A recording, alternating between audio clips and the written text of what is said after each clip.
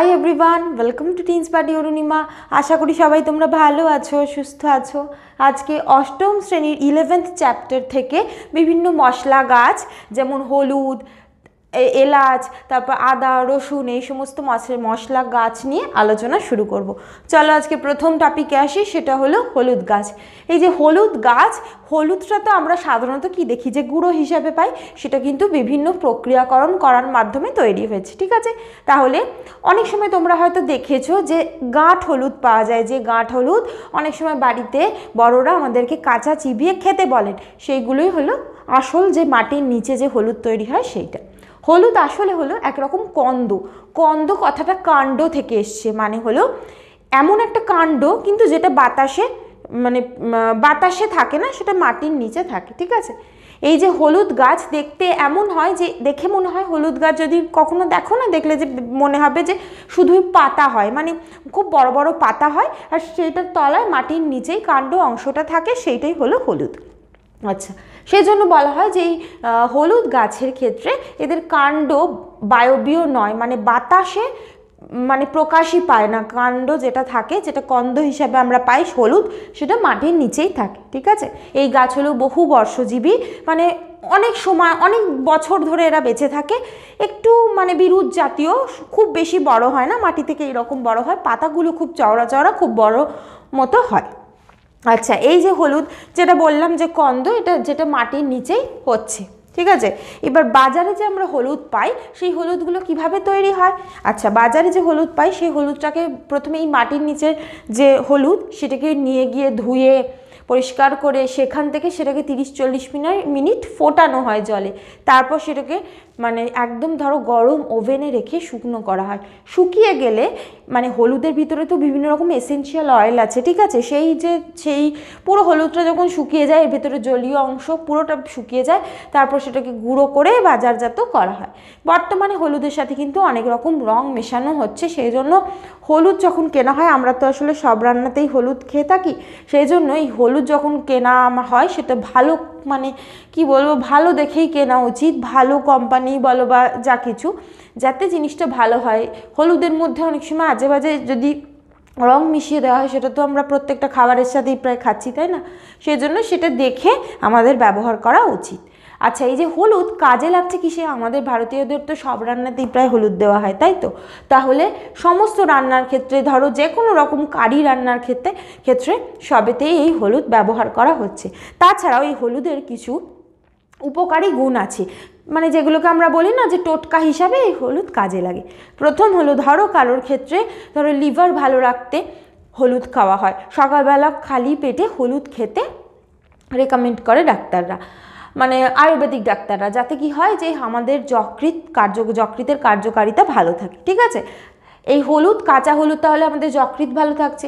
কোথাও ধরো পা মচকে গেলে অনেক সময় দেখবে বাড়ির বড়রা বলেন যে চুন হলুদ লাগাতে। তার মানে কি, চুন আর হলুদ গরম করে লাগালে কিন্তু সেই জায়গাতে কাজে দেয়, ব্যথা অনেকটা কমে যায়। তার সাথে সাথে হলুদ যদি কেউ রেগুলারলি খায় না, তাহলে আর্থ্রাইটিস, ক্যান্সার, ডায়াবেটিস, এই ব্লাড প্রেশার, এই সমস্ত রোগ থেকে সে দূরে থাকতে পারে, ঠিক আছে। এবার এই যে এতগুলো গুণ আছে হলুদের, এই এত উপকার হচ্ছে, হলুদ কিসের মাধ্যমে হচ্ছে? এই হলুদের ভিতরে কারকিউমিন নামে একটা যৌগ আছে। এই কারকিউমিন যৌগটা কি হয়, যে এই কারকিউমিন, দেখো আমি বোর্ডেও লিখেছি, হ্যাঁ কারকিউমিন থাকে। এই যে কারকিউমিন, এই যৌগটা খুবই গুরুত্বপূর্ণ আয়ুর্বেদিক যে কোনো চিকিৎসার ক্ষেত্রে। আচ্ছা, এখানে বলে রাখি, এই যে কারকিউমিন পিপেরাইন ছাড়া কিন্তু শোষিত হয় না। সেই জন্য যখনই কারকিউমিন খাচ্ছ, কাঁচা হলুদ তোমরা স্বাস্থ্যের জন্য খাচ্ছ, তার সাথে পিপেরাইনও সামান্য দিতে হবে। পিপেরাইন আমরা কি থেকে পাই? সেটা পাই হলো গোলমরিচ থেকে। তাহলে হলুদ যখনই খাবে, কাঁচা হলুদ যখনই খাবে, সেটার সাথে সামান্য একটু গোলমরিচ গুঁড়ো খেতে হবে, কারণ পিপেরাইন ছাড়া কারকিউমিন আমাদের শরীরে শোষিত হয় না, ঠিক আছে। এটা মাথায় রাখবে, কারণ এইটা যে কোনো আয়ুর্বেদিক ডাক্তাররাই এটা বলে থাকেন যে কারকিউমিন কিন্তু কখনোই পিপেরাইন ছাড়া শরীর শোষিত হয় না। সেই জন্য তুমি অন্য কিছু দিয়ে খেতে পারো, যেমন অনেক বাড়ির বড়রা বলেন, তাই না, যে কাঁচা হলুদ আখের গুড় দিয়ে খেতে। সেটা খেতে পারো, কিন্তু তার সাথে সামান্য হলেও মরিচ গুঁড়ো খেতে হবে, যাতে তোমার এই হলুদের যে ভালো যৌগ, এর ভিতরে থাকা যে ভালো যৌগ যেটা আমাদের শরীরে কাজে লাগছে, এই যে কারকিউমিন, এটা পিপেরাইন একে শরীরে শোষণ করে নিতে সাহায্য করে। ঠিক আছে, মনে করা হয় এই যে কারকিউমিন এটা আমাদের শরীরের ক্যান্সার, তারপর ধরো বিভিন্ন রকম অ্যালার্জি, আর্থ্রাইটিস, ডায়াবেটিস, অ্যালঝেইমার, এই সমস্ত রোগ সারাবার ক্ষমতা আছে। ঠিক আছে, কিন্তু সমস্যা হলো এই রোগগুলো যখন ধরা পড়ে বেশ কিছুটা স্টেজ এগিয়ে যায়, মানে ধরো সেই সময় শরীর, মানে কি বলবো, আয়ুর্বেদিক জিনিস তো এর এফেক্ট কিন্তু খুব সহজে পাওয়া যায় না, সময় সাপেক্ষ। সেই জন্যে এই যে খাদ্যগুলো যেগুলো ভালো গুণ আছে, এইগুলো তুমি যদি সুস্থ অবস্থাতেই খাও না, তাহলে কি হবে বলো তো, শরীরে রোগ প্রতিরোধ ক্ষমতা গড়ে ওঠে। তার সাথে এই যে হলুদের মধ্যে প্রচুর পরিমাণ আয়রন থাকে বা লোহা থাকে, সেই জন্য যারা রক্তাল্পতাতে ভোগে তাদের জন্য এই যে মানে হলুদ খাওয়া, কাঁচা হলুদ খাওয়া অত্যন্ত গুরুত্বপূর্ণ, এটা খুবই ভালো কাজ করে।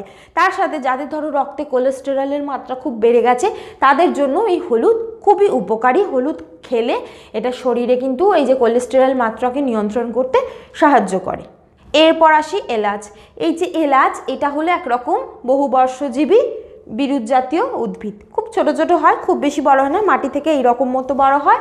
এর যে কাণ্ড, এটাও কন্দ জাতীয়, মানে পেঁয়াজের যে কন্দ হয় ওই রকম এদের যে কাণ্ডটা হয় সেটা মাটির নিচেই থাকে। ঠিক আছে, এদের ওপরে একটা সরু মানে ডালের মতো অংশ থাকে, সেখান থেকেই পাতা বার হয়। আচ্ছা, এই যে গাছের যে ফল, এই গাছের ফল থেকেই এলাচ হয়। এবার এই যে এলাচ আমরা তো দুরকম জানি, বড় এলাচ, ছোট এলাচ। এই যে বড় এলাচ, এটাই হলো এই যে এলাচ গাছের পাকা ফল, মানে যে ফলটা গাছের থেকে পাকে এবং ন্যাচারালি পাকে, সেই ফলটাই হলো বড় এলাচ হিসেবে ব্যবহার করা হয়। আর যে ছোট এলাচ হয়, যেগুলো একটু সবুজ, হালকা একটু সবজি ধরনের দেখতে হয়, সেইটা কিভাবে হয়, যখন গাছের ফল সম্পূর্ণ পাকে না, প্রায় পেকে আসে, সেই অবস্থাতে ফলগুলোকে তুলে নেওয়া হয়, নিয়ে কৃত্রিমভাবে তাপ দেওয়া হয়, তার ফলে যে রঙটা হয় সেইটাই ওইটা, এবং তার ফলেই তৈরি হয় হলো তোমার এই ছোটো এলাচ যেটা। ঠিক আছে, তাহলে ছোটো এলাচ বড় এলাচ দুটোই কিন্তু একটা গাছ থেকেই পাওয়া যাচ্ছে। এবার এই যে এলাচ, এটাতে কিসে ব্যবহার করা হয়, যে কোনো রান্নায় সুন্দর গন্ধ আনতে, সুগন্ধ আনতে, সুস্বাদ আনতে ব্যবহার করা হচ্ছে। এছাড়াও এর কতগুলো গুণ আছে, সেটা হলো তোমার ধরো বমি বমি ভাব লাগছে, সেই সময় বড় এলাচের দানা মুখে দিলে কিন্তু বমি ভাব কমে।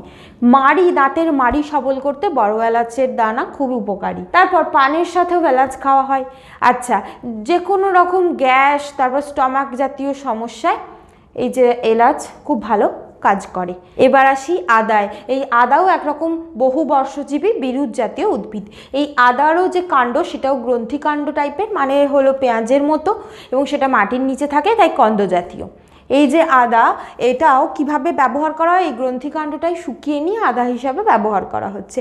এই আদা কিসে কিসে ব্যবহার হয়, যে কোনো রান্নার কাজে, যে কোনো রকম কারি বানাতে, তার সাথে পাউরুটি তৈরিতে, যে কোনো বেকারি শিল্পে, সস বানাতে, এই সমস্ত ক্ষেত্রে ব্যবহার করা হচ্ছে।